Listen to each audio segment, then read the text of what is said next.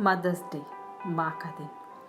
वो कौन सा दिन ऐसा नहीं होता जो माँ का दिन नहीं होता। ये कहानी है राजेश की।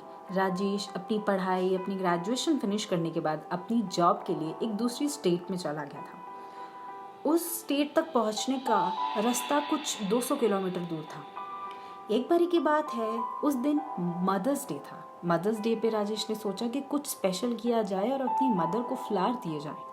तो उसने बहुत टाइम से अपनी मम्मा को याद भी नहीं किया था, तो वो ऐसे ही एक फ्लावर शॉप पहुंचा और वहाँ पे कुछ फ्लावर्स बुक करे और बुक करके ऑर्डर किया कि इन फ्लावर्स को कुरियर करवा दिया जाए। जब वो इंस्ट्रक्शंस दे रहा था तो साइड में उसने एक लड़की को बेंच पे बैठे हुए रोते हुए देखा।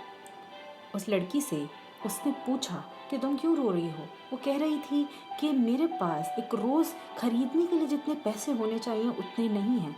ये रोज़ मुझे 50 रुपीज़ का दे रहे हैं और मेरे पास सिर्फ 10 रुपये हैं।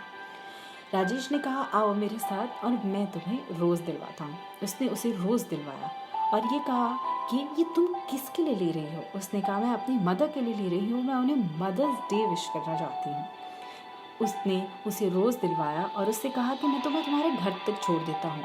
उसने कहा, हाँ प्लीज़ मुझे मेरे घर तक छोड़ दीजिए, वहाँ मैं अपनी मॉम को सरप्राइज़ दूँगी। जैसे ही वो गाड़ी चलाने लगा, उसके बाद जब वो डेस्टिनेशन पे पहुंचा तो उसने देखा सामने एक सिमेट्री थी। सिमेट्री एक कब्रिस्तान था जहाँ पर वो लड़की अपने मॉम की ग्रेव पे वो रोज़ चढ़ाने आई थी। एकदम जैसे ही वो सीन उसकी आंखों के आगे से गुजरा तो उसे अपनी मॉम का वो दृश्य याद आ गया कि मेरी मॉम अभी भी शायद जिंदा है और मैं उनकी वो कदर नहीं कर रहा जो मुझे करनी चाहिए थी। उनसे दूर आकर भी मैं उनका ख्याल नहीं रख पा रहा। तो इसीलिए उसने तुरंत ही फ्लावर शॉप जाकर वो इंस्ट्रक्शन को कैंसिल किया, अपना कुरियर कैंसिल करवाया और वो फ्लावर्स उठाए और तुरंत ही 200 किलोमीटर अपने घर वापस आ गया अपनी मॉम से मिलने। दोस्तों, ये शायद आपको छोटा सा लेसन लगे पर ये बहुत बड़ा लेसन है, क्योंकि एक वॉरियर, एक रियल वॉरियर एक मदर ही होती है जो अपने बच्चों के लिए वो सब कर जाती है जो शायद कोई नहीं करता, क्योंकि उनका प्यार ही सेल्फलेस होता है।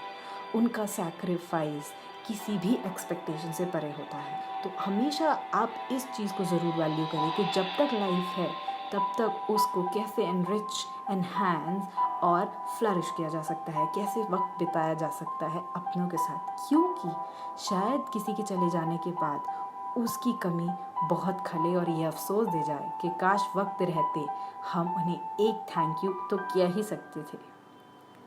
Thank you.